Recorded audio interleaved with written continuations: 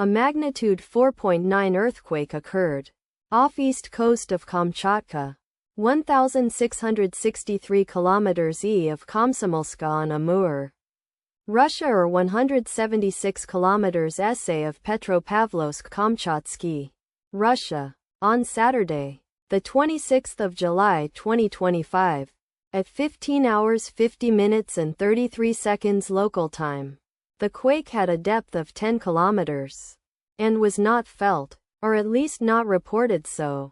Data source from EMSC. Did you feel it? Let us pray. May the earthquake that occurred not affect our brothers and sisters there. May the earthquake not happen again. And may God protect everyone. Amen.